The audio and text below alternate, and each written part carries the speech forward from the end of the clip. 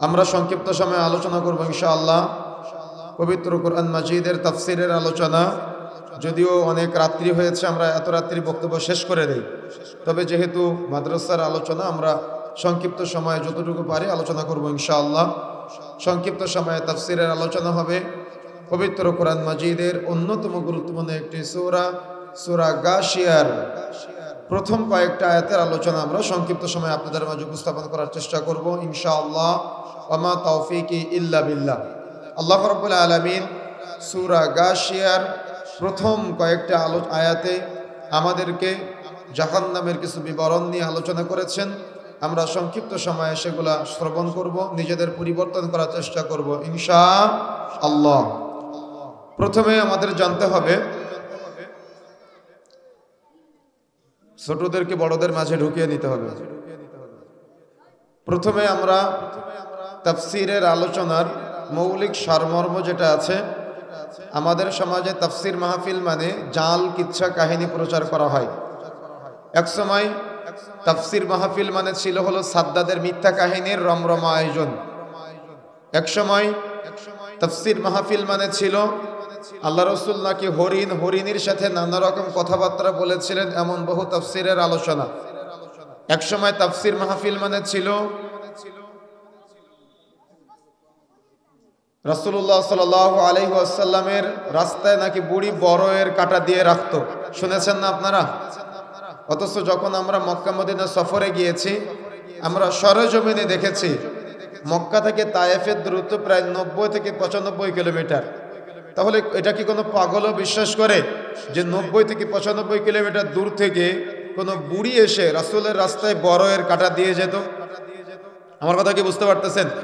অথচ এমন ডাহা মিথ্যা জাল তাফসির আপনাদের মাঝে প্রচার করা হয়েছে, আর আপনারা সুবহানাল্লাহ আলহামদুলিল্লাহ বলেছেন, শুনেছেন, কিন্তু একটাবারের জন্য জানার চেষ্টা করেন নাই যে এই আলোচনাটা কোরআন মাজিদে আছে না এই আলোচনাটা হাদিসের মধ্যে আছে, না কোরআন মাজিদে আছে না হাদিসে আছে। আপনি যাচাই বাছাই করার প্রয়োজন মনে করেন নাই, বরং আপনি সবসময় এগুলো শুনেছেন আর সুবহানাল্লাহ আলহামদুলিল্লাহ বলতে বলতে বাড়িতে চলে গিয়েছেন। কেন? আপনিও জ্ঞান অর্জন করার প্রচেষ্টা চালান নাই যে হুজুর যেটা বলতেছে এটা কোরআন মাজিদে আছে না হাদিসে আছে। অথচ এক কাঠা জমি কেনার জন্য দাগ নম্বর, খতিয়ান নম্বর, পর্চা নম্বর কোথায় কি আছে সব খুঁজে বের করার চেষ্টা করেন। যাকে সব থেকে ছোট জান্নাত দেওয়া হবে, তার জান্নাত হবে গোটা পৃথিবীর মতো। 10টা পৃথিবী একসাথে করলে যত বড় হয়, এত বড় জান্নাত তাকে দেওয়া হবে। আপনি এত বড় জান্নাত নেবেন, তার জন্য দলিল খুঁজতে হবে না? দলিল খুঁজতে হবে না? অবশ্যই দলিল যাচাই বাছাই করতে হবে। এজন্য কেউ আপনার কাছে এসে মিথ্যা তাফসির বলে যাবে, জাল তাফসির বলে যাবে, জাল হাদিস বলে যাবে, আর আপনি সেটার সুযোগ করে দিবেন, এটা বিবেক সম্পন্ন শ্রোতার বৈশিষ্ট্য না। আমার কথা কি বুঝতে পেরেছেন? সুতরাং বিবেক সম্পন্ন শ্রোতা সেই হবে যার সামনে আলোচকরা কথা বলতে ভয় পাবে যে আমার যদি কোনো ইবারতে ভুল হয়ে যায় বা আমার জন্য জালে হাদিস বলে ফেলি, তাহলে তো সমাজের মানুষ বুঝে ফেলবে। কেন জানেন? আপনারা এমন একটা জায়গায় বসবাস করেন, আমরা বাহিরে থাকি তো আমরা বুঝি। এটা হলো মাদ্রাসার নগরী বলে ভুল হয় না, ইলমের নগরী বলে ভুল হয় না। এখানে এমন বড় বড় মাদ্রাসাগুলো আছে, এমন অনেক উস্তাদরা আছে যারা প্রচুর জ্ঞানী, অর্থাৎ প্রচুর জ্ঞানী তারা, আলহামদুলিল্লাহ, কিন্তু তাদের দেখলে বোঝা যায় না যে তারা এত মহাপণ্ডিত। আপনারা তাদের সাথে বসবাস করেন, আপনাদেরকে তাদের থেকে দার্স নেওয়া দরকার, আপনাদেরকে তাদের থেকে ইলম নেওয়া দরকার। আমার কথা কি বুঝতে পেরেছেন? এজন্য সংক্ষিপ্ত সময় আমি তো মনে করি এই এলাকায় আমাদের বাহিরে থেকে এসে দাওয়াত দেওয়ার দরকার নাই। কেন? আপনারা আলেম জন্ম দেন, আপনারা আলেম তৈরি করেন, আপনারা হলেন আলেম তৈরির কারিগর। এজন্য সংক্ষিপ্ত সময়ে কথা বলবো, আমাকে একটু সহযোগিতা করতে হবে। কোনো প্রকার কথা বলা যাবে না, উঠাউঠি করা যাবে না, আলোচনায় কোনো বিঘ্ন ঘটানো যাবে না, মনে থাকবে ইনশাআল্লাহ। সংক্ষিপ্ত সময়ের আলোচনার বিষয় পবিত্র কোরআন মাজিদের অন্যতম গুরুত্বপূর্ণ একটি সূরা, সূরা গাশিয়া। ইমাম সাহেবরা জুমার দিন দ্বিতীয় রাকাতে সূরা গাশিয়া তিলাওয়াত করে, শুনেছেন আপনারা? জুমার দিন ফরজ সালাতের দ্বিতীয় রাকাতে, জুমার সালাতের দ্বিতীয় রাকাতে সূরা গাশিয়া তিলাওয়াত করে। অত্যন্ত গুরুত্বপূর্ণ একটি সূরা। আল্লাহ রাব্বুল আলামিন অত্র সূরার মধ্যে বিভিন্ন প্রসঙ্গে আলোচনা করেছেন, আমরা সংক্ষিপ্ত সময় আপনাদের মাঝে উপস্থাপন করব। এই গাশিয়ার অনেকগুলো অর্থ আসে, এই গাশিয়ার অনেকগুলো অর্থ আসে। তার মধ্যে একটা অন্যতম অর্থ হলো কিয়ামতের বর্ণনা। কথা কি বুঝতে পেরেছেন আমার? কিয়ামতের বর্ণনা, বিভীষিকাময় পরিস্থিতির বর্ণনা। সূরা গাশিয়া আল্লাহ রাব্বুল আলামিন পবিত্র কোরআন মাজিদের মাঝে আমাদের জন্য হেদায়েতের জন্য দিয়েছেন, যাতে করে আমরা সতর্ক হতে পারি, জাহান্নামের ভয়ে ভীত হতে পারি এবং জান্নাতের আকাঙ্ক্ষা আমাদের হৃদয়ে জাগ্রত করতে পারি। আমার কথা কি বুঝতে পারতেছেন আপনারা? সংক্ষিপ্ত সময়ে আমরা এই কিছু ধারণা আপনাদের বিরুদ্ধে উপস্থাপন করার চেষ্টা করব। গাশিয়া, পবিত্র কোরআন মাজিদ, বিশেষ করে আল্লাহ রাব্বুল আলামিন দীর্ঘ 23 বছর যাবৎ মহানবী মুহাম্মদ সাল্লাল্লাহু আলাইহি সাল্লামের মাঝে যখন যতটুকু প্রয়োজন হয়েছে ততটুকু নাজিল করেছে। এটাকে বলা হয় ওহিয়ে মাতলু। আর কোরআন মাজিদের ব্যাখ্যা বা আমাদের চলাচলের জন্য ওহিয়ে গায়রে মাতলু। যদিও এটা আল্লাহর বাণী, তবুও এটা আমরা হাদিস নামে বলি, কিন্তু এটাও আল্লাহর বাণী। ওহিয়ে মাতলুটাও আল্লাহর বাণী, ওহিয়ে গায়রে মাতলুটাও আল্লাহর বাণী। কেন? মহানবী মুহাম্মদ সাল্লাল্লাহু আলাইহি সাল্লাম নিজে থেকে কোনো কথাই বলতেন না, যা তার কাছে ওহী প্রেরণ করা হতো সেটাই তিনি বলতেন। সুতরাং ওহিয়ে মাতলুটাও আল্লাহর বাণী, ওহিয়ে গায়রে মাতলুটাও আল্লাহর বাণী। তবে ওহিয়ে মাতলুটা বুঝতে হবে রাসূলুল্লাহ সাল্লাল্লাহু আলাইহি সাল্লাম যেভাবে ব্যাখ্যা করেছেন সেভাবে, আর ব্যাখ্যাটা সাহাবায়ে কেরাম যে বুঝেছেন আমাদেরকে সেই বুঝে বুঝতে হবে। মনে থাকবে ইনশাআল্লাহ। যদি আমরা ব্যক্তিগত বুঝ অনুযায়ী আপনাদের মাঝে কোরআন মাজিদের ব্যাখ্যা করি, তাহলে এটা হবে কোরআন মাজিদের সাথে খেয়ানত করা। যদি সাহাবায়ে কেরাম যেভাবে বুঝেছেন আমরা যদি সেভাবে না বুঝে উল্টাপাল্টা আপনাদেরকে বোঝানোর চেষ্টা করি, তাহলে এটা হবে কোরআন মাজিদের সাথে খেয়ানত করা। এই জন্য সংক্ষিপ্ত সময় কোরআন বিল কোরআন, কোরআন দিয়ে কোরআন মাজিদের কিছু আলোচনা করা হবে বা হাদিস দিয়ে কোরআন মাজিদের কিছু আলোচনা হবে ইনশাআল্লাহ। আমরা মনোযোগ সহকারে শ্রবণ করার চেষ্টা করব। আউযু বিল্লাহি মিনাশ শাইতানির রাজিম।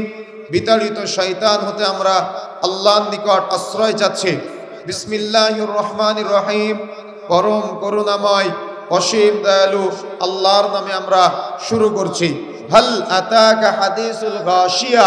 এখানে হাল শব্দের অর্থ হলো কি, আতাকা তোমাদের কাছে পৌঁছে গিয়েছে। হাদিস শব্দের অর্থ হলো বর্ণনা, সংবাদ, খবর। আল গাশিয়া কিয়ামতের, তার মানে কিয়ামতের সংবাদ কি তোমাদের কাছে পৌঁছে গিয়েছে?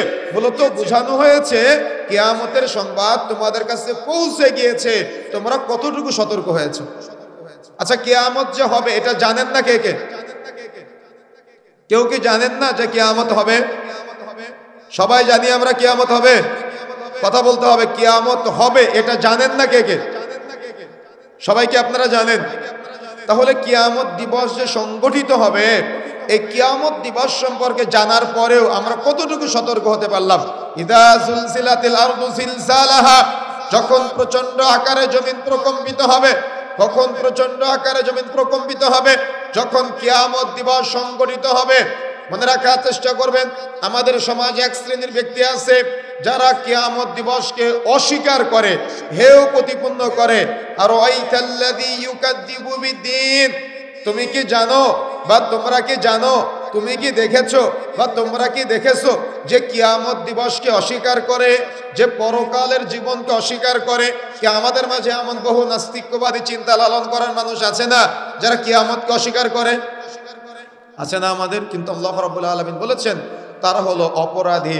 কিন্তু আমাদের মাঝে কিয়ামতের সংবাদ, কিয়ামতের বর্ণনা পৌঁছে দেওয়া হয়েছে। শুধুমাত্র আমাদের সতর্ক হতে হবে। এমনকি কিয়ামতের বহু আলামত সম্পর্কে আমাদের জানানো হয়েছে যাতে করে আমরা সতর্ক হতে পারি।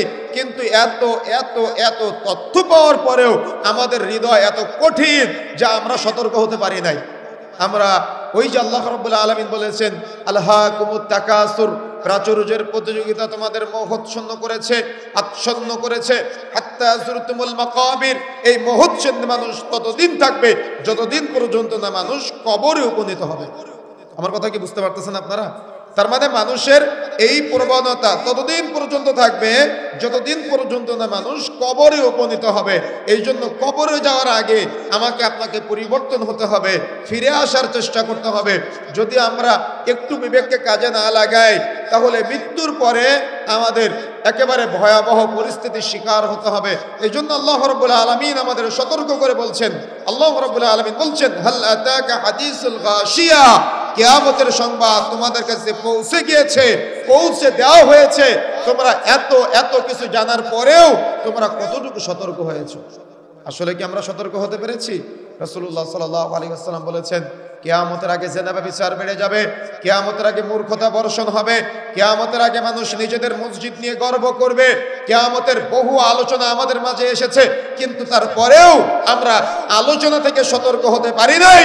আজকে মূর্খ সমাজ কিয়ামতের আলামত সম্পর্কে না জেনে কিয়ামতের তারিখ গবেষণা নিয়ে ব্যস্ত হয়েছে। আজকে দেখেছেন না, কত মানুষ 2022 সালে কিয়ামত করে দিচ্ছিল, কত মানুষ 2024 সালে কিয়ামত করে দিচ্ছিল। নতুন করে আজকে আবার দেখলাম 2026 সালের এপ্রিল মাসে নাকি কিয়ামত হবে। বলেন নাউজুবিল্লাহ। আরে রাসূলুল্লাহ সাল্লাল্লাহু আলাইহি ওয়াসাল্লাম যেটা তারিখ নির্ধারণ করার প্রয়োজন মনে করে নাই, সেটা তারিখ নির্ধারণ করার দরকার আমাদের আছে। কথা বলতে হবে, আমাদের আছে। বরং আমাদের সতর্ক হতে হবে। কিয়ামত দিবস সংগঠিত হবে, কিয়ামতের আগে যে মুহূর্তগুলো আসবে এগুলা নিয়ে বহু আলোচনা করা হয়েছে। এই আলোচনা আমাদের মাঝে দীপ্তিমান, আমাদের কাছে উজ্জ্বল, আমাদের কাছে পরিষ্কার। আমরা এগুলা নিয়ে গবেষণা না করে আমরা দিন তারিখ ঠিক করা নিয়ে ব্যস্ত হয়েছি। যেটার প্রয়োজনীয়তা রাসূলুল্লাহ সাল্লাল্লাহু আলাইহি ওয়াসাল্লাম মনে করে নাই, ওটার প্রয়োজনীয়তা আমরা তৈরি করে নিয়েছি আজকে, কি তাই না? কথা কি বুঝতে পারতেছেন আমার? এই জন্য প্রিয় বন্ধুরা আমার, কিয়ামতের দিন নির্ধারণ করতে রাসূলুল্লাহ সাল্লাল্লাহু আলাইহি ওয়াসাল্লাম আমাদের বলে নাই, কিয়ামতের দিন ফিক্স করতে আল্লাহ রাব্বুল আলামিন আমাদের বলে নাই, বরং আমাদের সতর্ক হতে হবে। যেমন আল্লাহ রাব্বুল আলামিন বলেছে কিয়ামতের আগে মূর্খতা বর্ষণ হবে, রাসূলুল্লাহ সাল্লাল্লাহু আলাইহি ওয়াসাল্লাম বলেছেন কিয়ামতের আগে মূর্খতা বর্ষণ হবে। এখন এই মূর্খতা মানে কি? মানুষ তো দুনিয়াবি বহু জ্ঞানী হচ্ছে, মূলত এই মূর্খতা মানে মানুষের কোরআন হাদিসের জ্ঞান থাকবে না, দ্বীনের জ্ঞান থাকবে না, মানুষ কোরআন হাদিস থেকে দূরে সরে যাবে। আপনার সন্তানের সকাল 7টায় একটা প্রাইভেট দিতে পারেন, বিকাল 5টাতে দেখার সাথে সকাল 8টা থেকে বিকাল 5টা পর্যন্ত স্কুলে পাঠাতে পারেন। বিকাল 5টায় আসার পরে আবার আপনি online coaching, online class private দিতে দিতে রাত 10টা বেজে যায়। এত এত এত কিছু পড়াতে পারেন, কিন্তু 10টা মিনিট কোরআন শিক্ষার কাজে আপনি আপনার সন্তানকে পাঠাতে পারলেন না। কথা কি বুঝতে পেরেছেন? তার মানে 10টা মিনিট আপনি আপনার সন্তানকে মক্তবে পাঠাতে পারলেন না, 10টা মিনিট আপনি আপনার সন্তানকে সিরাতের শিক্ষা দিতে পারলেন না 24টা ঘন্টার মধ্যে। তাহলে আপনি কিভাবে একটা আদর্শ সমাজ আশা করতেছেন? সম্ভব নয়। এই জন্য প্রিয় বন্ধুরা আমার, ছোট্ট বাল্য অবস্থা থেকে আমাকে আপনাকে আমার আপনার পরিবার আদর্শিত করতে চাইলে তাদেরকে দ্বীনের শিক্ষা, শরীয়তের শিক্ষা, ইসলামের শিক্ষাগুলা তাদের ব্রেনে দেওয়া অত্যন্ত জরুরি।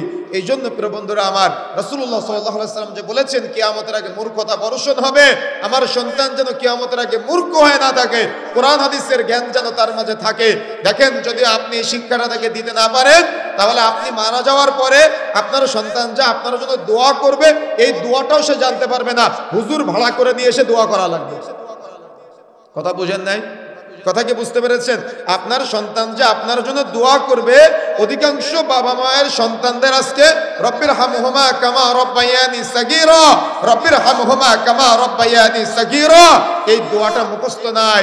বাবা মারা গেলে ওই হুজুর ভাড়া করে নিয়ে এসে মিলাদের আয়োজন করা লাগে, হুজুর ভাড়া করে নিয়ে এসে দেখা যাচ্ছে জিলাপি, মিষ্টি মিঠাইয়ের আয়োজন করা লাগে, দোয়া মাহফিলের আয়োজন করা লাগে। বাবা মারা গেলে সন্তান জানাজার নামাজটা পর্যন্ত পড়াতে পারে না। তাহলে আপনি কোন প্রজন্ম রেখে যাচ্ছেন বলেন আমাকে? আপনি এমন একটা প্রজন্ম রেখে যাচ্ছেন যারা হলো পঙ্গু, যাদের কোরআন হাদিস সম্পর্কে ধারণা নাই, যাদের শরীয়ত সম্পর্কে ধারণা নাই। আপনি বাবা মারা যাওয়ার পরে সে আপনার জন্য দোয়া কালাম পর্যন্ত করতে পারে না, তাহলে এই সন্তান কিয়ামতের মাঠে আপনাকে কিভাবে জান্নাতে নিবে? মনে রাখার চেষ্টা করবেন। আজকে হাফিজিয়া মাদ্রাসায় 2 জন ছাত্র বিদায় নিচ্ছে, পাগড়ি নিচ্ছে।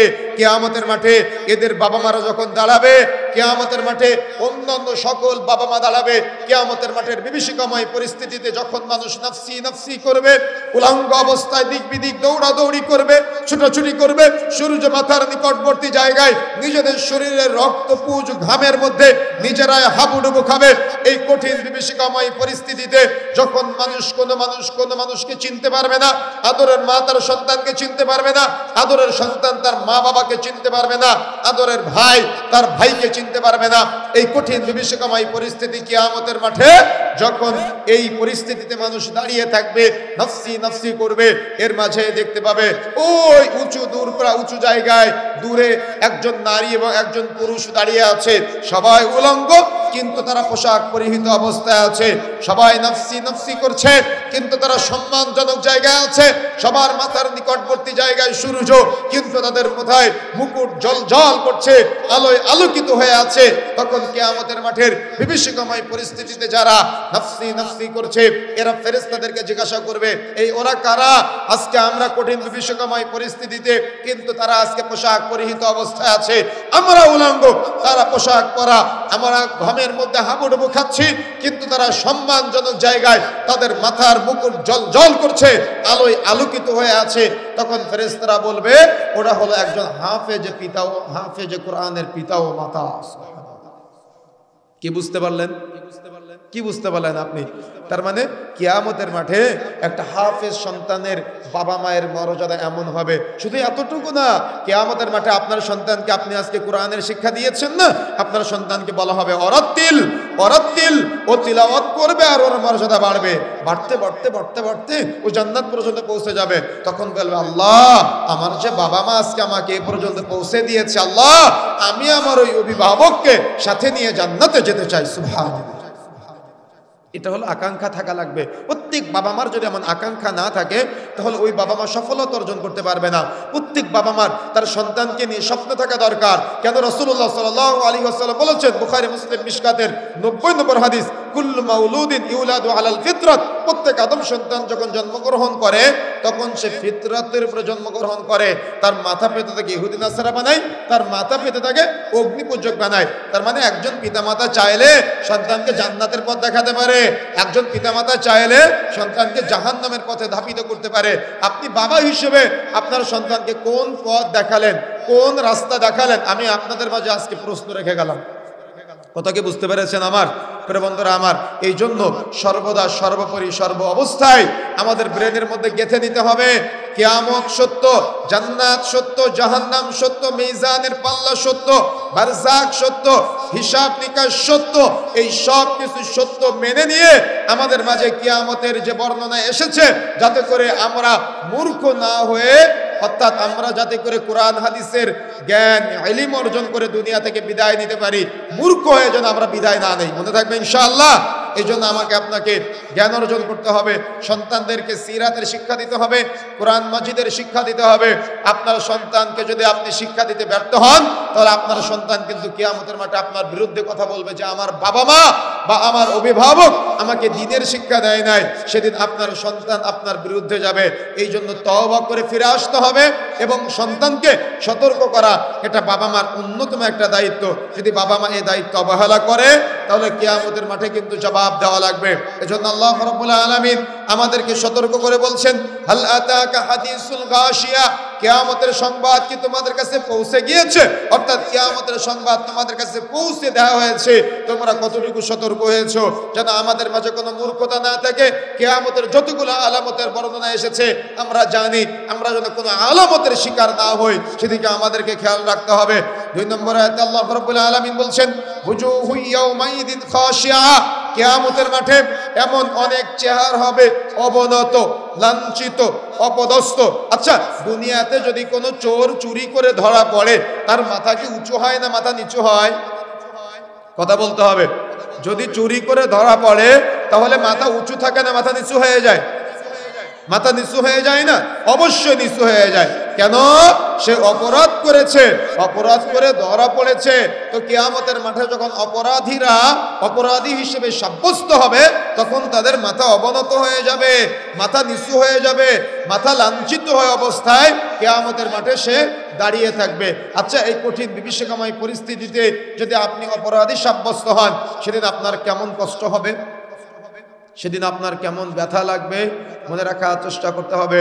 আল্লাহ রাব্বুল আলামিন এই যে কিয়ামতের মাঠে যখন আমরা উম্মতে মুহাম্মাদি যারা আছে ব্যর্থতার দায়ভার নিয়ে কিয়ামতের মাঠে দাঁড়াবো, নিজেদের অপরাধগুলোকে নিয়ে, আল্লাহ রাব্বুল আলামিন বলছেন, বুজুহু ইয়াউমাইদিন খাশিয়া, সেদিন অনেক মানুষ যখন দাঁড়াবে, তখন তারা হবে লাঞ্ছিত, অপদস্থ অবস্থায়। মনে রাখার চেষ্টা করতে হবে, যখন আপনি কিয়ামতের মাঠে দাঁড়াবেন, তখন আল্লাহ রাব্বুল আলামিন বলছেন যখন আমরা দাঁড়াবো নিজেদের অপরাধগুলো আমরা দেখতে পারবো, নিজেরা কিয়ামতের মাঠে উঠবো, নিজেদের অপরাধ যেগুলো আছে এই অপরাধগুলো কাঁধে করে নিয়ে কিয়ামতের মাঠে উঠবে। তখন প্রত্যেক অপরাধী আফসোস করবে আর বলবে, হায় আফসোস, আমি এই সামান্য আমি সম্পদের জন্য চুরি করেছিলাম, হায় আফসোস, আমি এই সামান্য সম্পদের জন্য আত্মীয়তা সম্পর্ক নষ্ট করেছিলাম, হায় আফসোস, আমার এই সম্পদ দেখে আমার বিরুদ্ধে কথা বলে, হায় আফসোস, আমার স্ত্রী দেখে আমার বিরুদ্ধে কথা বলে, হায় আফসোস, আমার কন্যা সন্তান দেখে আমার বিরুদ্ধে কথা বলে, হায় আফসোস, আমার অঙ্গ প্রত্যঙ্গ দেখে আমার বিরুদ্ধে কথা বলে, হায় আফসোস, আমার আসবাবপত্র দেখে আমার বিরুদ্ধে কথা বলে। বলেন তো সেদিন আফসোস করে লাভ আছে? আফসোস কখন করতে হবে ভাই? দুনিয়াতেই করতে হবে। দুনিয়াতে এমন আফসোস করতে হবে যাতে করে আমি আপনি পরিবর্তন হতে পারি। যদি দুনিয়াতে আমার আপনার আফসোস না থাকে তাহলে কিন্তু কিয়ামতের মাঠে শুধু আপনি আফসোস করবেন আর আপনার সন্তান আপনার বিরুদ্ধে যাবে, আপনার প্রতিবেশী আপনার বিরুদ্ধে যাবে, আপনার অধীনস্থ যারা আছে তারা আপনার বিরুদ্ধে যাবে। এই জন্য দুনিয়াতে আমাকে আপনাকে সতর্ক হতে হবে, দুনিয়াতে আমাকে আপনাকে সাবধানতা অবলম্বন করতে হবে। তা না হলে কিয়ামতের মাঠে যখন আপনি দাঁড়াবেন তখন আপনি অপদস্থ অবস্থায়, লাঞ্ছিত অবস্থায় দাঁড়াবেন, তখন মাথা নিচু হয়ে যাবে। অপরাধীদের কাতারে নিজে যখন সাব্যস্ত হবেন তখন আপনি আফসোস করবেন, কিন্তু আফসোস করে কোনো লাভ হবে না। এই জন্য আফসোস কখন করতে হবে ভাই? আমার কথাকে বুঝতে পারতেছেন আপনারা? আফসোস কখন করতে হবে? আফসোস এখন করতে হবে। দুনিয়াতে আফসোস করতে হবে, আফসোস করে নিজেকে পরিবর্তন করার চেষ্টা করতে হবে। 3 নম্বর আয়াতে আল্লাহ রাব্বুল আলামিন বলছেন, আমিলাতুন নাসিবা, তারা কর্মক্লান্ত পরিশ্রান্ত অবস্থায় কিয়ামতের মাঠে দাঁড়াবে। এর 2টা তাফসীর মৌলিকভাবে পাওয়া যায়। এক, মানুষ ইবাদত করতে করতে, আমল করতে করতে ক্লান্ত পরিশ্রান্ত অবস্থায় কিয়ামতের মাঠে দাঁড়াবে, যে আমল কোনো কাজে লাগবে না। তার মানে দুনিয়াতে এমন আমল করবে যে আমল কোনো কবুলযোগ্য না, যে আমলগুলা বাতিল, যে আমলগুলা সব আল্লাহর কাছে পৌঁছায় নাই, সব আমল বাতিল যোগ্য। যখন তারা এত এত আমল করতে করতে করতে করতে কিয়ামতের মাঠে দাঁড়াবে তখন তাদের চেহারা দেখে মনে হবে তারা প্রচুর কর্ম করেছে। যেমন একজন কৃষক সারাদিন পরিশ্রম করে যখন বাড়িতে ফিরে তার চেহারার দিকে তাকালে বোঝা যায় সে সারাদিন অনেক কঠোর পরিশ্রম করে ফিরে এসেছে। মনে রাখার চেষ্টা করতে হবে, কিয়ামতের মাঠে যখন সে দাঁড়াবে তখন তাকে দেখে মনে হবে সে কর্মক্লান্ত পরিশ্রান্ত, কিন্তু কর্মক্লান্ত হয়ে দাঁড়াবে, পরিশ্রান্ত অবস্থায় দাঁড়াবে। এত এত ইবাদত করেছে, ইবাদত করতে করতে করতে করতে ক্লান্ত, কিন্তু ইবাদত একটাও আল্লাহর দরবারে পৌঁছায় না। কথা বুঝেন না মনে হয়? কথা কি বুঝতে পেরেছেন? কথা কি বুঝতে পেরেছেন? ও এত এত এত বেশি আমল করেছে, আমল করতে করতে করতে করতে ও কর্মক্লান্ত পরিশ্রান্ত অবস্থায় উঠেছে। আরেকটা তাফসীর পাওয়া যায়, সে কিয়ামতের মাঠে দুনিয়াতে প্রচুর দুনিয়াবি কাজ কর্ম করে কিয়ামতের মাঠে দাঁড়িয়েছে, যেগুলো সব অপ্রয়োজনীয়। সে দুনিয়া কামানোর জন্য করেছিল, আখিরাতের জন্য করে নাই। এজন্য দুনিয়া কামাতে কামাতে কামাতে কামাতে সে ক্লান্ত হয়েছে, পরিশ্রান্ত অবস্থায় কিয়ামতের মাঠে দাঁড়াবে। কথা কি বুঝতে পেরেছেন? এই জন্য দুনিয়াতে যারা আমরা ইবাদত বন্দেগীর সাথে জড়িত, আমলের সাথে জড়িত, আমরা এমন কোনো আমল করব না যে আমলটা কবুলযোগ্য হবে না, বরং আল্লাহর কাছে সবসময় চাইতে হবে, আল্লাহুম্মা ইন্নী আসআলুকা ইলমান নাফিআ, আল্লাহ আমি তোমার কাছে নাফিআ চাচ্ছি, উপকারী জ্ঞান চাচ্ছি। উপকারী তার কাছে জ্ঞান চাইতে হয়। ওয়া আমালান মুতাকাব্বালা, আল্লাহ তুমি আমাকে এমন জ্ঞান দান করো যে জ্ঞানের আলোকে আমি এমন আমল করব যে আমলটা হবে কবুলযোগ্য, যে আমলটা বাতিল হবে না। তার মানে আমল কি হয়? আমল কি হয়? আমল বাতিল হয়। ওয়ারিজকুন তাইয়্যিবা, এবং আমি এমন রিজিক অন্বেষণ করতে চাই, আল্লাহ তুমি আমাকে এমন রিজিক দান করো যে রিজিকটা হবে হালাল, যে রিজিকটা হবে তাইয়্যিবা, যে রিজিকটা হবে পবিত্র। সুবহানাল্লাহ। সুতরাং আল্লাহর কাছে চাইতে হয়, ইলমান নাফিআ চাইতে হয়, উপকারী জ্ঞান চাইতে হয়। আল্লাহর কাছে ওই জ্ঞানের আলোকে এমন আমল করার তৌফিক চাইতে হয় যে আমলটা কবুলযোগ্য, যে আমলটা বাতিল হবে না। আবার এমন রিজিকটাও চাইতে হয় যে রিজিকটা হবে তাইয়্যিবা, যে রিজিকটা হবে পবিত্র, যে রিজিকটা হবে হালাল। চাইতে পারবো ইনশাআল্লাহ? রবের কাছে এটা চাইতে হবে। যদি আপনি না চান তাহলে আপনি কঠিন পরিশ্রম করতে করতে করতে করতে কিয়ামতের মাঠে দাঁড়াবেন, কিন্তু আপনি দেখবেন আমলনামা ফাঁকা। পবিত্র কোরআন মাজিদের সূরা আল মাউনের মধ্যে আল্লাহ রাব্বুল আলামিন বলছেন, ফাওয়াইলুল লিল মুসাল্লিন, নামাজীরা ধ্বংসপ্রাপ্ত। আচ্ছা, যারা নামাজ পড়ে তারা মুসাল্লি, নাকি যারা নামাজ পড়ে না তারা মুসাল্লি? হ্যাঁ, তাহলে আল্লাহ যে বলছেন ফাওয়াইলুল লিল মুসাল্লিন, নামাজিরা ধ্বংসপ্রাপ্ত, কেমন হয়ে গেল না? তার মানে নামাজ পড়বে কিন্তু আল্লাযীনা হুম আন সলাতিহিম সাহুন, তারা হবে সাহুন, তারা হবে অমনোযোগী, তারা হবে উদাসীন। সুতরাং এমন বহু পৃথিবীতে আমল আছে যে আমল মানুষ করে কিন্তু সে আমলটা রবের দরবারে পৌঁছায় না। তারা এত এত এত দান করে কিন্তু তার দানটা রবের দরবারে পৌঁছায় না। তারা প্রত্যেক বছর হজ ওমরা করতে যায় কিন্তু হজ ওমরাটা রবের দরবারে পৌঁছায় না। তারা প্রতি বছর যাকাত আদায় করে কিন্তু এই যাকাতের নেকিটা রবের দরবারে পৌঁছায় না। কেন? কোনো না কোনো ত্রুটি তো নিশ্চয়ই আছে। হয় কোথাও শিরিক মিশ্রিত হচ্ছে, না হয় কোথাও বিদআত মিশ্রিত হচ্ছে। আর এটা কেন হচ্ছে?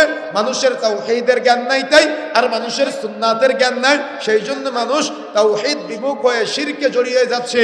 মানুষের সুন্নাতের জ্ঞান নাই তাই মানুষ সুন্নাত বিমুখ হয়ে বিদআতে জড়িয়ে যাচ্ছে।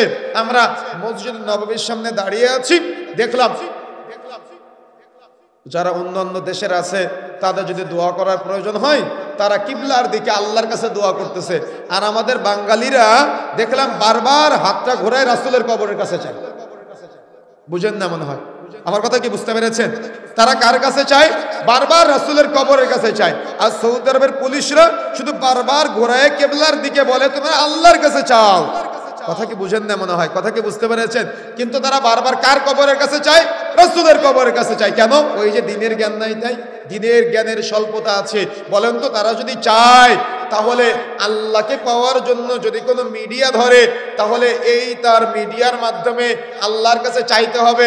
এভাবে আল্লাহ রাব্বুল আলামিন কোনো কিছু বলেছেন? বলেছেন কখনো? বলেন না। বাংলাদেশের বহু মানুষ আছে আল্লাহকে পাওয়ার জন্য মাজারে মাজারে ঘুরে বেড়ায়, পীরের দরবারে ঘুরে বেড়ায়, ব্যক্তির কাছে গিয়ে গরু মানত করে, ছাগল মানত করে, ভেড়া মানত করে। মনে রাখার চেষ্টা করবেন এমন বহু শিরকি কর্মকাণ্ডে এদেশের মানুষ জড়িত আছে। আপনি যত শিরকি কর্মকাণ্ডের সাথে জড়িয়ে ইবাদত বান্দেগি করেন না কেন, আপনার এই ইবাদত বান্দেগি রবের কাছে পৌঁছাবে না। আপনি শিরকি কর্মকাণ্ডের সাথে জড়িয়ে সৌদি আরবে গিয়ে হজ ওমরা করেন না কেন, ওই হজ ওমরা রবের দরবারে পৌঁছাবে না। যত শিরকি আস্থানে আপনি দান সাদাকা করবেন, একটা দান সাদাকা রবের দরবারে পৌঁছাবে না। এই জন্য এমন জায়গায় দান সাদাকা করতে হবে, এমন ভাবে ইবাদত বান্দেগি করতে হবে যেন আমার ইবাদতটা সরাসরি রবের সাথে কানেকশন হয়। কেন? আপনার রব কি বধির? আপনার রব কি দৃষ্টিশক্তিহীন? পবিত্র কোরআন মাজিদের মধ্যে সূরা ফাতিহার মধ্যে আপনি বলতেছেন ইয়্যাকা না'বুদু ওয়া ইয়্যাকা নাস্তাঈন। ইয়্যাকা শব্দের অর্থ হলো একমাত্র, কেবলমাত্র, শুধুমাত্র। না'বুদু আল্লাহ তোমারই ইবাদত করি, ও এবং ইয়্যাকা একমাত্র, কেবলমাত্র, শুধুমাত্র, নাস্তাঈন আল্লাহ তোমার কাছে সাহায্য চাই। নামাজের মধ্যে যে আল্লাহ আপনাকে দিতে পারে, নামাজের বাইরে ওই আল্লাহ আপনাকে দিতে পারে না। কথা বুঝেন না মনে হয়?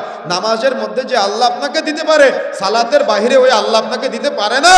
অবশ্যই দিতে পারে, কিন্তু আপনি চাইতে পারেন না কেন?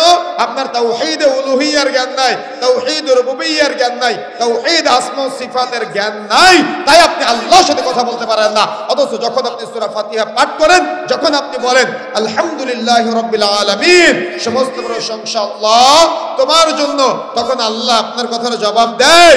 জবাব দিয়ে বলে হামিদানি আব্দি, আমার বান্দা আমার প্রশংসা করলো। কিন্তু আপনি যে আল্লাহকে চিনেন না, এজন্য আল্লাহর জবাবটা আপনি বুঝতে পারেন না। কথা কি বুঝতে পেরেছেন? এজন্য এই শিরকি পদ্ধতিতে আপনি প্রচুর আমল করতেছেন, ইবাদত বন্দেগী করতেছেন, দান সাদাকা করতেছেন, মাজারে মাজারে ঘুরে বেড়াচ্ছেন, লালসালু হয়ে ঘুরে বেড়াচ্ছেন, আপনার কোনো কিছু রবের দরবারে পৌঁছাবে না। আমরা শাহজালাল মাজারে, শাহপরান মাজারে আমি আর শেখ আব্দুর রহমান বিন মুবারক আলী সাহেব গিয়েছি একদিন সিলেটে সফরে গিয়ে। তো আমরা ওখানে আমি দেখলাম যে অনেক কোরআন মাজিদ দান করতেছে মাজারে। তো আমি শেখকে বললাম, শেখ এত কোরআন মাজিদ পড়ে কে? কাউকে তো পড়তে দেখে না, এত কোরআন মানুষ মাজারে দান করতেছে। তখন শেখ বলতেছে, আব্দুল্লাহ ভাই এত কোরআন তো কেউ পড়ে না, এখানকার যারা ভণ্ড মূর্খ ওই খাদেম আছে এরা কি করে, এই সকালে ভণ্ড মূর্খ মুরিদ যারা আছে এরা মাজারে কোরআন মাজিদ দান করে, এই রাত্রে কোরআন মাজিদ গুলো আবার দোকানে চলে যায়, সকালে ওই মূর্খ মুরিদরা দোকান থেকে টাকা দিয়ে কিনে আবার মাজারে দেয়। বুঝেন নাই? কথা কি বুঝতে পেরেছেন? এভাবে চলতে আছে। একটা বারের জন্য বোঝার চেষ্টা করে না যে আমি যে দানটা করতেছি আমার দানটা আল্লাহর দরবারে পৌঁছাবে কিনা, আমি যে উমরা করতে যাচ্ছি আমার উমরাটা রবের দরবারে পৌঁছাবে কিনা। অথচ অনেকেই রাসূলের আশিক হয়ে সৌদি আরবে যায়, রাসূলের কবরে দেখা যাচ্ছে মানত করার জন্য রাসূলের কবরকে কেন্দ্র করে নানা রকম কুসংস্কার শিরিক চালু আছে। এজন্য তেত্বহীন ভাষায় বলে যেতে চাই, মনে রাখার চেষ্টা করবেন, বাংলাদেশের মাটিতে শাহজালাল, শাহপরাণ, খান জাহান আলী, শাহ মখদুম তো বহুদূরের কথা, স্বয়ং মদিনায় গিয়ে রাসূলের কবরের কাছে যদি আপনি সন্তান চান, সেটাও শিরক আকবার হবে। যদি আপনি এগুলা করতে করতে মারা যান, তাহলে আপনার মৃত্যু হবে শিরকের উপরে। আর আপনি আমল করতে করতে ভাবতেছেন আমি তো প্রচুর আমল করতেছি, আমি তো প্রচুর ইবাদত বন্দেগী করতেছি, কিন্তু যখন আপনি কিয়ামতের মাঠে দাঁড়াবেন তখন আপনি দেখবেন আমি তো 5 বার আজমির শরীফে গিয়েছি। আরে আজমির শরীফে গিয়ে কি লাভ? বাড়ির পাশের মসজিদে আপনি নামাজ পড়তে যান না। কথা কি বুঝতে পেরেছেন? এই 5 বার আজমির শরীফে গিয়েছেন, গিয়ে আমল করতে করতে কর্মক্লান্ত পরিশ্রান্ত, কিয়ামতের মাঠে যখন দাঁড়াবেন তখন দেখবেন আপনি এই কর্মক্লান্ত পরিশ্রান্ত অবস্থায় আছেন, কিন্তু কোনো কিছু কবুলযোগ্য না, সব বাতিল হয়েছে। সেম একইভাবে ইবাদতের মধ্যে এমন নতুন নতুন বহু ইবাদত আছে যেগুলো রাসূল করে নাই, সাহাবায়ে কেরাম করে নাই, কিন্তু আমরা ইবাদত মনে করে নেকির উদ্দেশ্যে প্রচলন ঘটিয়েছি।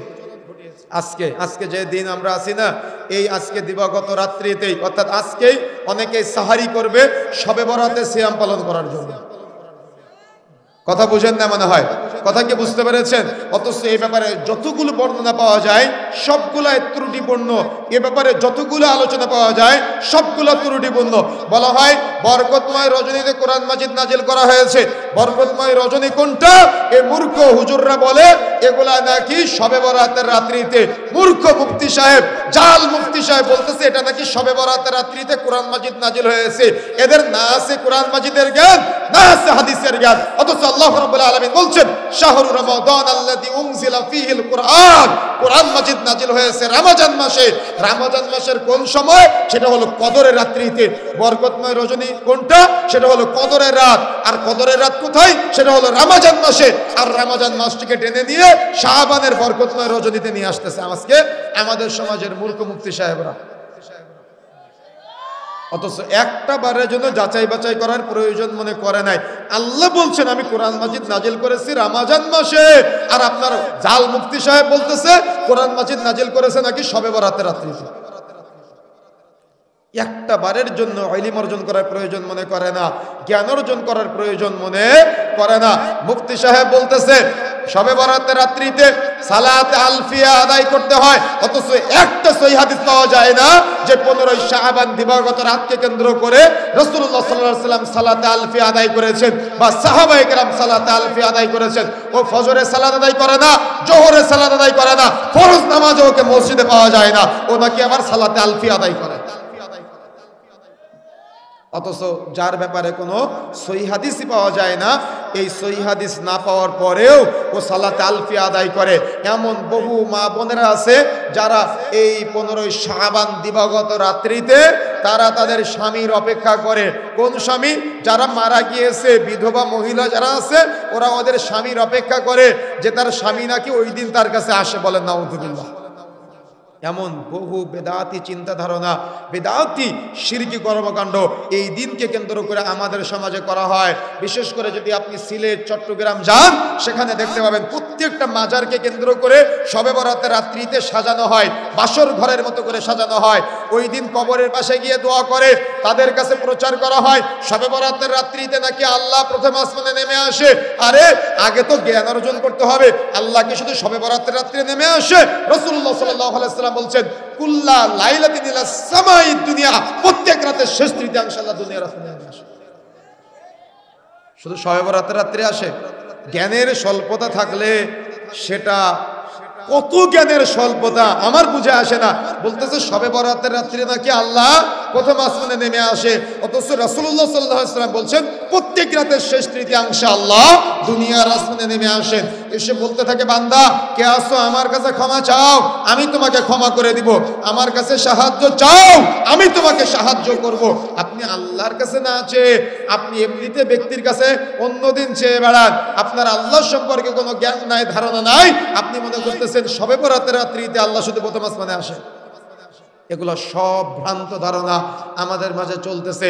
এই জন্য শবে বরাতকে উদ্দেশ্য করে সালাতে আলফিয়া আদায় করা বিদআত, শবে বরাতকে উদ্দেশ্য করে সিয়াম পালন করা বিদআত, শবে বরাতকে উদ্দেশ্য করে স্বামীর জন্য বিধবা নারীরা যদি অতিরিক্ত ফজিলতের আশা অপেক্ষা করে তাহলে এটা বিদআত হবে।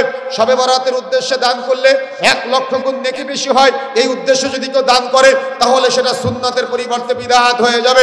শবে বরাতকে উদ্দেশ্য করে যদি গরু জবেহ করলে 1 লক্ষ গরু জবেহ করার ফজিলত পাওয়া যায়। এই জাল বর্ণনার উপরে ভিত্তি করে যদি কেউ পশু পাখি জবেহ করে তাহলে অবশ্যই বিদআতে পরিণত হবে। এই জন্য তওবা করে ফিরে আসার চেষ্টা করতে হবে। শবে বরাতকে উদ্দেশ্য করে যে হালুয়া রুটির আয়োজন করা হয় এটাও রাসূলুল্লাহ সাল্লাল্লাহু আলাইহি সাল্লামের যে বর্ণনা দেওয়া হয় এই বর্ণনার সাথে কোনো প্রকার মিল পাওয়া যায় না। রাসূলুল্লাহ সাল্লাল্লাহু আলাইহি ওয়াসাল্লামকে কেন্দ্র করে শবে বরাতের যতগুলো আলোচনা সমাজে প্রচার করা হয় সবগুলাই ত্রুটিপূর্ণ। অথচ এদেশের মানুষ শবে কদরের রাত্রি খোঁজে শুধুমাত্র 27 রজনীতে শবে কদরের চাইতে শবে বরাতকে বেশি গুরুত্ব দেয়। অথচ চার ব্যাপারে স্পষ্ট কোনো সহিহ হাদিস পাওয়া যায় না। আপনি ভাবতেছেন এই দিন সালাতে আলফি আদায় করবেন, আপনি আদায় করেন, কিয়ামতের মাঠে যখন দাঁড়াবেন তখন দেখবেন কর্মক্লান্ত পরিশ্রান্ত অবস্থায় কোনো আমল কবুলযোগ্য হয় নাই, সব বাতিল হয়েছে। আল্লাহ রাসূল যেটা প্রয়োজনীয়তা মনে করেন নাই, আপনি প্রয়োজনীয়তা ফিল করলেন কেন? রাসূলের সাথে পরহেজগার হয়ে গেছেন, রাসূলের সাথে তাকওয়াশীল হয়ে গেছেন, সাহাবীদের সাথে পরহেজগারিতে দেখাচ্ছেন। মনে রাখার চেষ্টা করতে হবে ইসলাম পরিপূর্ণ, এখানে কোনো কিছু ঢুকানোর সুযোগ নাই, এখান থেকে কোনো কিছু বাহির করার সুযোগ নাই। ঢুকাতে গেলে দলিল থাকা চাই, দলিল না থাকলে অতিরিক্ত আমলের এই আমাদের মাঝে অতিরিক্ত সুফিগিরি দেখাবেন না। কেন? ইসলাম পরিপূর্ণ, কোনো কিছু ঢুকানোর সুযোগ নাই, কোনো কিছু বের করারও সুযোগ নাই। মনে থাকবে ইনশাআল্লাহ। সুতরাং সর্বদা মনে রাখার চেষ্টা করতে হবে।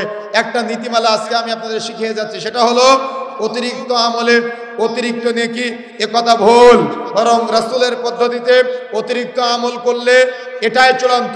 রাসূলের যতটুকু পদ্ধতি আছে ততটুকু আমল করবেন, এটাই আপনার জন্য ফজিলত বেশি পাবেন। কিন্তু রাসূল যেটা আমল করে নাই, সাহাবায়ে কিরাম যেটা আমল করে নাই, আপনি যদি আপনার যদি প্রয়োজন মনে করেন তাহলে সেটা বিদআত হয়ে যাবে, যদি আপনি নেকির উদ্দেশ্য করেন। কথা কি বুঝতে পেরেছেন?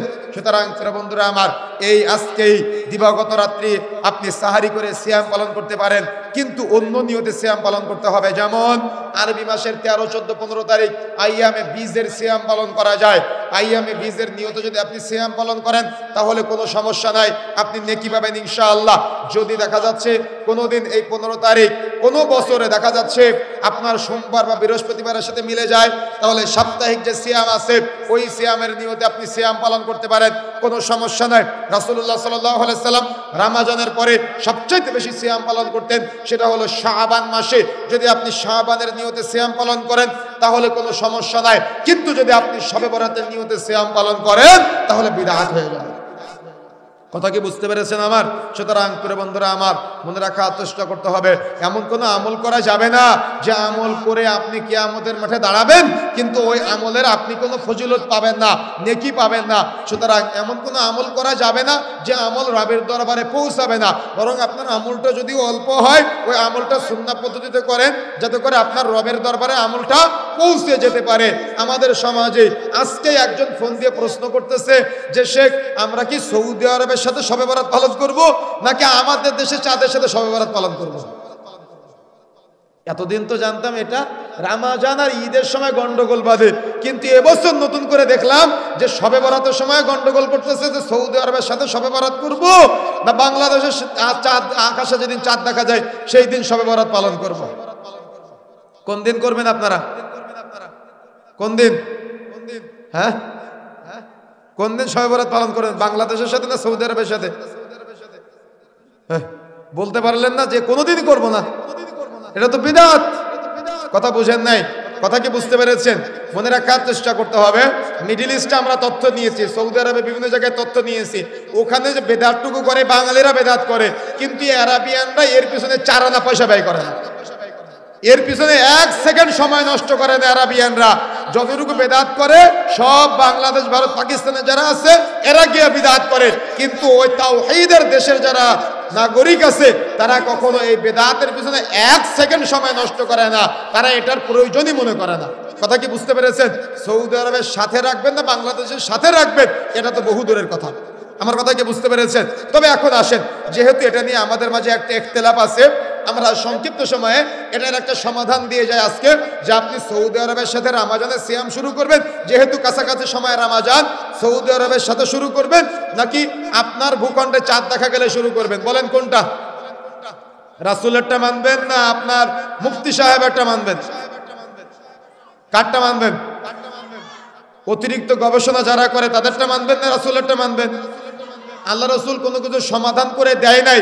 ইসলামী শরীয়তের এমন কি কোনো বিষয় আছে কি আপনার কাছে মনে হয় যে রাসূল সমাধান করে নাই?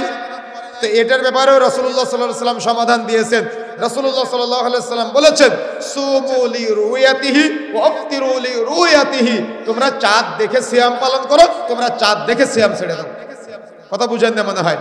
তোমরা চাঁদ দেখে সিয়াম পালন করো, তোমরা চাঁদ দেখে সিয়াম ছেড়ে দাও। এখন আপনার প্রশ্ন হতে পারে, সৌদি আরবে তো চাঁদ দেখা গেছে, তাহলে আমরা শুরু করি।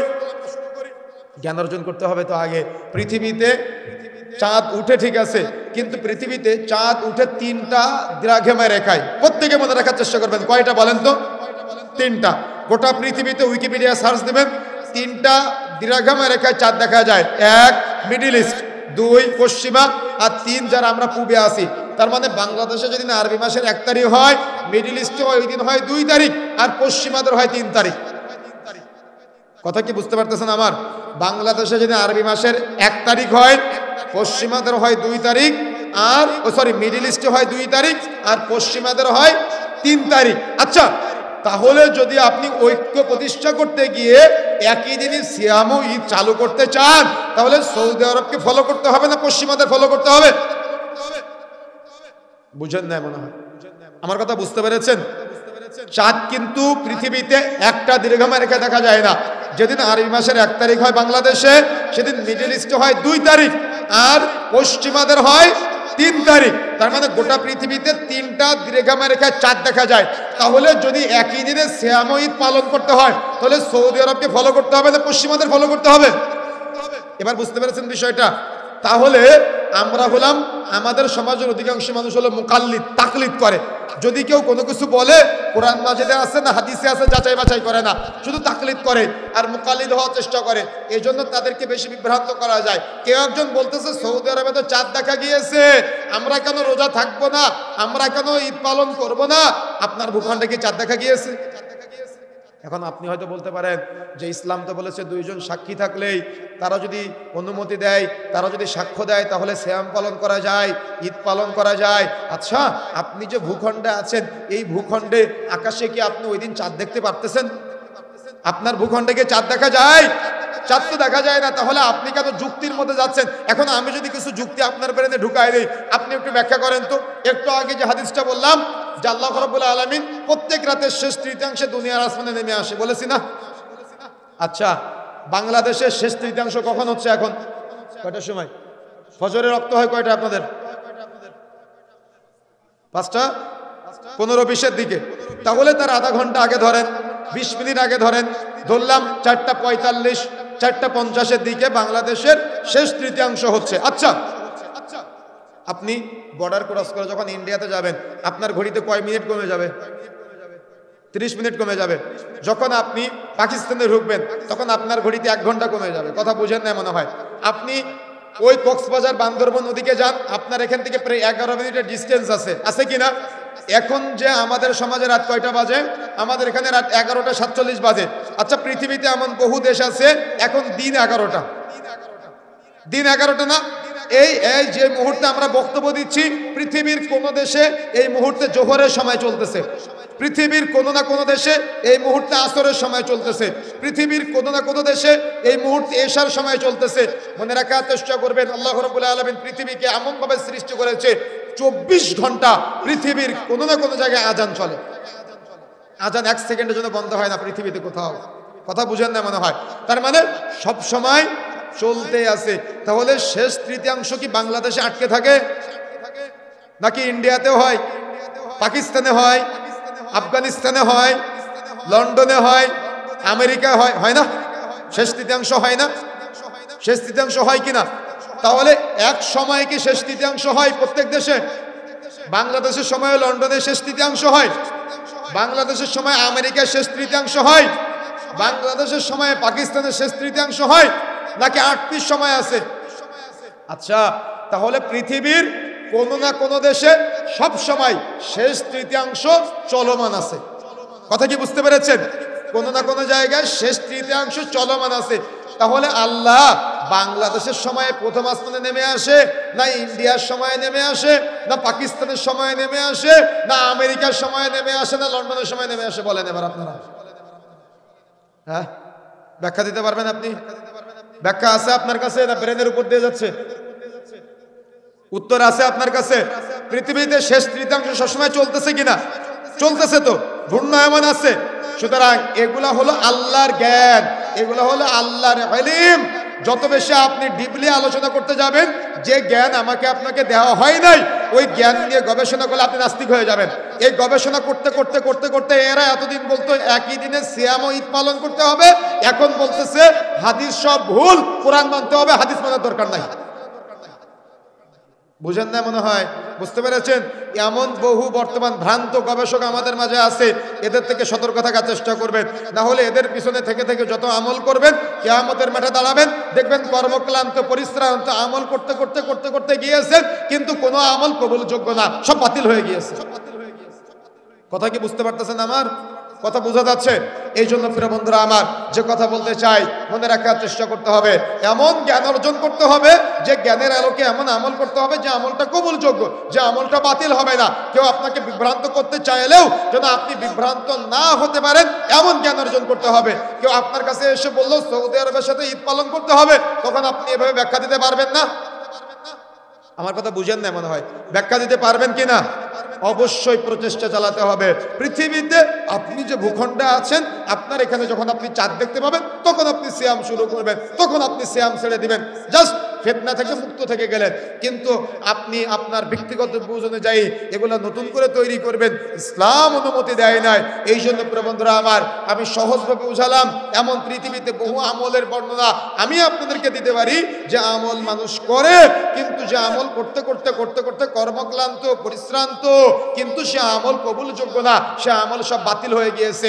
গতকালকে আপনাদের পাশের একটা জায়গায় মাহফিলে আলোচনা করতেছিলাম, সেখানে আলোচনা শেষে চিরকুট দেওয়া হয়েছে মুনাজাত করার জন্য। আমি দলবদ্ধভাবে বেদাতি মুনাজাত করি নাই, তাই সেখানে মারাত্মক বিশৃঙ্খলাময় পরিবেশ তৈরি হয়েছে। মনে রাখার চেষ্টা করবেন, যেখানে আপনি বেদাতের সাথে আপোষ করবেন, সেখান থেকে একটা সুন্নাত দূর হয়ে যায়। কথা বুঝেন না মনে হয়? যেখানে আপনি বেদাতের সাথে আপোষ করবেন, সেখানে সুন্নাত দূর হয়ে যায়। এমন বহু বেদাতি আমল আছে, যে আমল করতে করতে আপনি ক্লান্ত হয়ে যাবেন, কিন্তু কিয়ামতের মাঠে দাঁড়াবেন, সে আমল কবুলযোগ্য হয় না, বাতিল হয় না। এরা এতটাই মূর্খ, এরা এতটাই অজ্ঞ, এরা এতটাই দিন ধর্ম সম্পর্কে জ্ঞানহীন, এরা নামাজের মধ্যে দোয়া করতে পারে না, এরা সালাতে দোয়া করার প্রয়োজনীয়তা মনে করে না, অথচ আজান ইকামতের মধ্যবর্তী সময়ে দোয়া করলে দোয়া কবুল হয়। নামাজে দাঁড়িয়ে তাকবীরে তাহরিমার পরে, সাদা পাঠের পরে, সূরা ফাতিহা পড়ার আগে দোয়া করা যায়, সূরা ফাতিহা পাঠ করার পরে আরেকটা সূরা মিলানোর পরে রুকুতে যাওয়ার আগে দোয়া করা যায়, রুকুতে গিয়ে নির্দিষ্ট দোয়া পাঠের পরে দোয়া করা যায়, রুকু থেকে উঠে নির্দিষ্ট দোয়া পাঠের পরে দোয়া করা যায়। সাজদা পুরাটাই রবের সাথে কথা বলার জায়গা, সাজদায় গিয়ে রবের সাথে কথা বলতে হয়, এটা হলো আল্লাহর সাথে কথা বলার জায়গা, দোয়া করার জায়গা। বৈঠকে বসে আত্তাহিয়াতু দুরূদ শরীফ দোয়া মাসুরা পড়ার পরে সালাম ফেরানোর আগে লম্বা সময় দোয়া করার জায়গা। এতগুলো দোয়া করার জায়গা থাকার পরেও আপনি দোয়া নামাজের মধ্যে করলেন না। নামাজ শেষ করে ইমাম সাহেব দোয়া করে হাত তুলে, আর আপনারা হাত তুলে আল্লাহুম্মা আমিন না বলে আপনাদের নাকি নামাজই হয় না। কথা বুঝেন নাই? অথচ দোয়া করার জায়গা নামাজের ভিতরে, নামাজের ভিতরে দোয়া করার প্রয়োজনীয়তা ফিল করলেন না, নামাজ শেষ করে দোয়া করার প্রয়োজনীয়তা মনে করলেন। লাশকে জানাজার নামাজের মধ্যে তার জন্য দোয়া করতে হয়, মাইয়েতের দোয়া করার জায়গা জানাজার নামাজ, কিন্তু জানাজার নামাজ হয় 30 সেকেন্ডে, আর লাশ কবরে রাখার পরে 30 মিনিটের বেদাতি লম্বা মোনাজাত দিয়ে আজকে লাশ দাফন করে আমাদের সমাজের মুফতি সাহেবরা। না আছে কোরআন মাজিদের জ্ঞান, না আছে হাদিসের জ্ঞান, না আছে আমাদের মুসল্লিদের মাঝে কোরআন ও সহিহ হাদিসের জ্ঞান, যার কারণে এরকম বিদআত আমাদের সমাজে করে। আর বিদআতকে আমরা প্রশ্রয় দেই শুধুমাত্র কোরআন হাদিসের জ্ঞান না থাকার কারণে।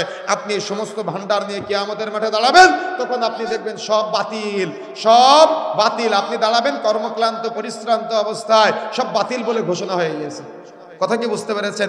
এই জন্য প্রচেষ্টা করতে হবে যাতে করে আপনার আমল বাতিল হয়ে না যায়। আল্লাহ বলছেন আমিলাতুন নাসিবা, কিয়ামতের মাঠে এমন কত মানুষ দাঁড়াবে যারা কর্মক্লান্ত, পরিশ্রান্ত, ঘামট্ট অবস্থায় তাদের দেখা যাবে। আল্লাহ বলছেন তাসলা নারুন হামিয়া, তাদেরকে প্রবেশ করানো হবে জ্বলন্ত উত্তপ্ত আগুনের মধ্যে। একথা আল্লাহ বলছেন, তাদেরকে প্রবেশ করানো হবে জ্বলন্ত উত্তপ্ত আগুনের মধ্যে, তাদেরকে প্রবেশ করানো হবে। তুসকা মিন আইনিন আনিয়া, তাদেরকে এমন পানি দেওয়া হবে, তারা পানি পান করতে চাইবে কিন্তু তাদেরকে পানি দেওয়া হবে, কিন্তু তাদের পানিটা হবে ফুটন্ত উত্তপ্ত ঝর্ণা থেকে তাদেরকে পানি দেওয়া হবে। পানি আপনি যখন চাইবেন, যখন জাহান্নামে দেওয়া হবে পানি চাইবেন, পানি আপনাকে দেওয়া হবে, কিন্তু ওই পানিটা হবে ফুটন্ত উত্তপ্ত ঝর্ণার পানি আপনাকে দেওয়া হবে। মনে রাখার চেষ্টা করতে হবে যে পানিটা যখন আপনি পান করবেন তখন ওই পানিটা এমনভাবে আপনার শরীরে প্রবেশ করবে যে পিছনের রাস্তা দিয়ে আপনার পেটের ভিতরে থাকা যে নাড়িভুড়িগুলো আছে সব বের হয়ে যাবে। এমন জ্বলন্ত উত্তপ্ত ফুটন্ত পানি আপনাকে পান করানো হবে। আপনি বোঝার চেষ্টাই করলেন না। দুনিয়াতে কিয়ামত সম্পর্কে আপনাকে সতর্ক করার পরেও আপনি সতর্ক হলেন না। দুনিয়াতে আপনাকে কিয়ামত দিবসকে এত এত তথ্য দেওয়ার পরেও আপনি সতর্ক হতে পারলেন না। এজন্য এমন শাস্তি দেওয়া হবে, আপনি পানি চাইবেন কিন্তু পানি আপনাকে দেওয়া হবে, কিন্তু ওই পানিটা হবে ফুটন্ত উত্তপ্ত ঝর্ণার পানি। জাহান্নামের ভিতর থেকে আপনাকে ঝর্ণার পানি দেওয়া হবে। মনে রাখার চেষ্টা করতে হবে। তারপরে আয়াতে আল্লাহ রাব্বুল আলামিন বলছেন লাইসা লাহুম তাআমুন ইল্লা মিন দারি', তারা খাবার চাইবে, তাদেরকে খাবারও দেওয়া হবে কিন্তু সেটা হবে যাক্কুম, সেটা হবে কাঁটাযুক্ত ঘাস, সেটা হবে দরি'। যখন তারা খাবে তখন তারা ওটা খাওয়ার সময় তাদের যে শ্বাসনালী আছে, তাদের যে খাদ্যনালী আছে, সেখান দিয়ে যখন তারা ওটা প্রবেশ করাবে তখন কাঁটার মতো সেটা ফুটতে থাকবে। কথা কি বুঝতে পেরেছেন? এটা আল্লাহ বলছেন লাইসা লাহুম তাআমুন ইল্লা মিন দারি', তারা যখন কোনো কিছু খেতে চাইবে তখন তাদেরকে দেওয়া হবে কিন্তু সেটা হবে দরি', সেটা হবে কাঁটাযুক্ত যাক্কুম ঘাস তাদেরকে দেওয়া হবে। তারা খাবে কিন্তু তাদের শরীরের ওই যে খাদ্যনালী আছে তার ভিতরে কাঁটার মতো করে ফুটতে থাকবে। মনে রাখার চেষ্টা করবেন। আল্লাহ রাব্বুল আলামিন তার পরের আয়াতে বলছেন লা ইসমিনু ওয়ালা ইগনি মিন জু', তাদেরকে যে খাবারটা দেওয়া হবে এই খাবারটা তাদের শরীর না মোটা তাজা করবে, তাদের শরীরে না পুষ্টি সমৃদ্ধ করবে। তার মানে এই যাক্কুম বা দরি যেটা তাদেরকে দেওয়া হবে এটা তাদের শরীরে পুষ্টি সমৃদ্ধ করবে না, তাদের শরীর মোটা তাজাও করবে না। আচ্ছা, দুনিয়াতে কি এমন অনেক আমাদের মুসলমান নামধারী ভাইয়েরা কিছু খাবার সেবন করে যেগুলার গায়ে লেখা থাকে এটা ক্যান্সারের কারণ, ক্ষতি মনে করেও খায়, আছে কি না? কথা বলতে হবে, আছে না? যা তাদের শরীরে পুষ্টি সমৃদ্ধ করে না, যা তাদের শরীরে ক্ষুধা নিবারণও করে না। এমন কিছু আজকে আমাদের সমাজে মাদক দ্রব্যের সাথে আমাদের সমাজের যুবকরা কিন্তু জড়িয়ে যাচ্ছে। মনে রাখার চেষ্টা করবেন যারা এগুলাতে অভ্যস্ত। রাসূলুল্লাহ সাল্লাল্লাহু আলাইহি ওয়াসাল্লাম বলেছেন সালাসাতুন কাদ হারামাল্লাহু আলাইহিমুল জান্নাহ, তিন শ্রেণীর ব্যক্তির উপরে জান্নাত হারাম, যারা জান্নাতে যাবে না। তার মধ্যে এক শ্রেণীর হলো মুদমিনুল খামর, যারা নিয়মিত নেশাজাতীয় দ্রব্য সেবন করে, তারা জান্নাতে যাবে না। রাসূলুল্লাহ সাল্লাল্লাহু আলাইহি ওয়াসাল্লাম বলছেন এটা এমন অপরাধ, নিজের মা খালা ফুফুর সাথে জেনা করার সমতুল্য অপরাধ। এটা এমন অপরাধ যারা প্রকাশ্যে মদ্যপান করে ঘুরে বেড়ায়, তাদের জানাজার সালাতে কোনো ঈমানদাররা অংশগ্রহণ করবে না। এটা এমন অপরাধ, একদিন এই নেশাজাতীয় দ্রব্য সেবন করলে আগামী 40 দিনের ইবাদত কবুল হবে না। রাসূলুল্লাহ সাল্লাল্লাহু আলাইহি ওয়াসাল্লাম বলছেন লা ইয়াদখুলুল জান্নাতা মুদমিনুল খামর, যে ব্যক্তি নেশাজাতীয় দ্রব্য সেবন করে সে জান্নাতে প্রবেশ করবে না। এর নির্দিষ্ট কোনো লিস্ট নাই। যে জিনিস বেশি খেলে ব্রেনের বিঘ্নতা ঘটে সেটা অল্পটাও হারাম। মনে রাখার চেষ্টা করতে হবে। মদখোর, জুয়াখোর, ফেন্সিডিলখোর, হিরোইনখোর, বিড়িখোর, সিগারেটখোর, গুলখোর, জর্দাখোর, তামাকখোর, এই অপবিত্র বস্তু আপনি যাই খান না কেন আপনার দেহ হারামে জর্জরিত হয়ে যাবে, এই দেহ জান্নাতে প্রবেশ করবে না। সুতরাং রাসূলুল্লাহ সাল্লাল্লাহু আলাইহি ওয়াসাল্লাম বলেছেন জড়িত মাদক দ্রব্যের সাথে জড়িত মনে রাখার চেষ্টা করতে হবে। এই যে জড়িয়ে যাচ্ছে এটা তাদের শরীরে পুষ্টি সমৃদ্ধ করে না, এটা তাদের ক্ষুধাও নিবারণ করে না, কিন্তু তারা দুনিয়াতে এটা সেবন করে। ওই কিয়ামতের মাঠে যখন আপনি পানি চাইবেন আপনাকে পানি দেওয়া হবে কিন্তু এটা ক্ষুধা নিবারণ করবে না, পিছনে রাস্তা দিয়ে নাড়ি ভুড়িগুলা নিয়ে বের হয়ে যাবে। আপনি খাবার চাইবেন, ক্ষুধা লাগলে খাবার দেওয়া হবে কিন্তু সেটা হবে দরি', সেটা হবে কাঁটাযুক্ত ঘাস। এই ঘাস যখন আপনি খেতে চাইবেন তখন আপনার শরীরের খাদ্য নালীতে সেটা ফুটে ফুটে যাবে। এই জন্য প্রিয় বন্ধুরা আমার, আমাকে আপনাকে কিয়ামত সম্পর্কে সতর্ক হতে হবে, কিয়ামত সম্পর্কে জানতে হবে এবং তওবা করে ফিরে আসার প্রচেষ্টা চালাতে হবে। যদি আমরা প্রচেষ্টা না চালাই তাহলে কিন্তু আমাকে আপনাকে জবাবদিহিতার কাঠগড়ায় দাঁড়াতে হবে কিয়ামতের মাঠে। এই জন্য প্রিয় বন্ধুরা আমার, রাসূলুল্লাহ সাল্লাল্লাহু আলাইহি ওয়াসাল্লাম বলেছেন কিয়ামতের আগে মূর্খতা বর্ষণ হবে, যেন আমরা এই আলামতের শিকার না হই। সন্তানকে কোরআন হাদিসের শিক্ষা দিবেন, শরীয়তের শিক্ষা দিবেন, দিন চর্চা সন্তানকে করাবেন ছোট্ট বাল্য অবস্থা থেকে। সিরাতের শিক্ষা, সাহাবীদের জীবনী, নবীদের জীবনী, এটা আপনি আপনার সন্তানকে শিক্ষা দিবেন। এটা হলো একটা উত্তম বাবা মার নৈতিক বৈশিষ্ট্য। যদি আপনি বৈশিষ্ট্য থেকে দূরে সরে যান তাহলে আপনার সন্তান পথভ্রষ্ট হয়ে যাবে, আপনার পুরো পরিবার পথভ্রষ্ট হয়ে যাবে। যদি আপনি পথভ্রষ্ট হতে না চান তাহলে আপনার পরিবার নিয়ে এভাবে আপনাকে প্ল্যান করতে হবে। রাসূলুল্লাহ সাল্লাল্লাহু আলাইহি ওয়াসাল্লাম বলেছেন কিয়ামতের আগে জিনা ব্যভিচার বেরিয়ে যাবে। জিনা ব্যভিচার মানে শুধু কি মানুষ শারীরিক জিনা করবে? না, চোখের জিনা হতে পারে, হাতের জিনা হতে পারে, অন্তরের জিনা হতে পারে। মনে রাখার চেষ্টা করতে হবে, আপনি বসে আছেন, আপনার ভাই বসে আছে, আপনার সন্তান বসে আছে, আপনার বাবা বসে আছে, মা বসে আছে, সবাই একসাথে বসে আছেন। এর মধ্যে টিভিতে একসাথে বসে বসে সিনেমা দেখতেছেন, হঠাৎ করে একটা নগ্ন নারী চলে এসেছে। আপনিও অন্তরে যে খারাপ পরিকল্পনা করেন, আপনার সন্তানও খারাপ পরিকল্পনা করে, আপনার ভাইও খারাপ পরিকল্পনা করে। তার মানে সবাই একসাথে বসে বসে জিনা করে। কথা কি বুঝতে পেরেছেন? এমন বহু কিয়ামতের আলামত কিন্তু আমাদের সমাজে আছে। আমাকে আপনাকে তওবা করে ফিরে আসতে হবে। পারবো ইনশাআল্লাহ? কথা বলতে হবে, পারবো ইনশাআল্লাহ? আমাদের প্রচেষ্টা চালাতে হবে। আমি পরিশেষে যেটা বলতে চাই সেটা হলো আমাদের সন্তানদেরকে নিয়ে আমাদের এমনভাবে একটা পরিবেশ গড়ে তুলতে হবে যে আমার সন্তান হবে একটা আদর্শিত সন্তান, যে সন্তানের মাধ্যমে আরও 2-3টা সন্তান সমাজে প্রতিষ্ঠিত হবে, যারা রাসূলের সুন্নাতের পাবন্দী হবে, যারা সিরাতের উপরে প্রতিষ্ঠিত হবে, যারা সোনালী যুগ, সোনালী সমাজ প্রতিষ্ঠার জন্য এগিয়ে আসবে। এমন কিছু যুব সমাজ তৈরি করতে হবে যাদেরকে কিয়ামত সম্পর্কে অগাধ ধারণা থাকবে এবং যারা সতর্ক হওয়ার চেষ্টা করবে, সাবধানতা অবলম্বন করার চেষ্টা করবে। সুতরাং আমাকে আপনাকে এমন একটা পরিবেশ, এমন একটা সমাজ গড়ার জন্য এমন চমৎকার কিছু মাদ্রাসা প্রতিষ্ঠানের দরকার আছে কি নাই? কথা বলতে পারে আছে কি নাই? তবে আমি আপনাদের এলাকায় আসলে একটু আশ্চর্য হই যে অত্র এলাকার আমাদের দিনী ভাইয়েরা যারা আছে, যারা অত্যন্ত হতদরিদ্র, মাঠে কাজ করে অনেক পরিশ্রম করে, কিন্তু তাদের হৃদয়তে এতটাই বড়। অত্র এলাকায় বড় বড় মাদ্রাসা আছে, কিন্তু বড় বড় মাদ্রাসায় শত শত স্টুডেন্টদেরকে এলাকার মানুষরা আলেম বানানোর জন্য তাদেরকে খাওয়ানোর চেষ্টা করে। আলহামদুলিল্লাহ, তাই না? এটা কিন্তু অনেক বড় পাওয়া। গোটা বাংলাদেশের ঢাকা শহরে কিন্তু বড় লোকরা বেশি বাস করে। আপনারা শুনলে আশ্চর্য হবেন, তাদের বাড়িতে দাওয়াত খাওয়া তো বহু দূরের কথা, আপনি ঘরে ঢোকার অনুমতি পাবেন না। কিন্তু আল্লাহ রাব্বুল আলামিন আপনাদেরকে এমনভাবে কবুল করেছে, আপনারা আলেম তৈরির কারিগর এবং আপনারা আলেমদেরকে তৈরি করার জন্য তাদেরকে খাবারের ব্যবস্থা করে দিয়েছেন। তাদের জন্য আপনারা আপনাদের দিলকে, হৃদয়কে উজাড় করে দিয়েছেন। এটার শুকরিয়া আদায় করতেই হয়। আল্লাহ রাব্বুল আলামিন আপনাদেরকে কবুল করুন। আপনি কি জানেন, আপনি এই যে আলেমদের পিছনে সময় দিচ্ছেন, ইয়াতিমদের পিছনে সময় দিচ্ছেন, আপনি আর্থিক সহযোগিতা করতেছেন, আপনার বাড়িতে তার খাবারের ব্যবস্থা করে দিয়েছেন। মনে রাখার চেষ্টা করবেন, ওই আলেম, ওই হাফেজ, ওই ইমাম, ওই খতিব, তার মাধ্যমে গোটা বিশ্বব্যাপী যত দাওয়াতি খেদমা হবে, তার মাধ্যমে যত মানুষ হেদায়েত প্রাপ্ত হবে, সবার নেকির ভাগ আপনার আমলনামায় লিপিবদ্ধ হবে। সুবহানাল্লাহ। আপনি মারা যাবেন, চিরজীবন কি বেঁচে থাকবেন? আপনি মারা যাবেন, কিন্তু আপনি যে শিক্ষাটা তাকে দিয়ে গেলেন, যে পথটা তাকে দেখিয়ে গেলেন, যে রাস্তা তাকে ধরিয়ে দিলেন, যে সহযোগিতা তাকে করলেন, মনে রাখার চেষ্টা করবেন এই সহযোগিতা ছোট না, এই সহযোগিতা অনেক বড় সহযোগিতা। আপনি মারা যাওয়ার পরেও আপনার আমলনামায় এটা জারি থাকবে। সুবহানাল্লাহ।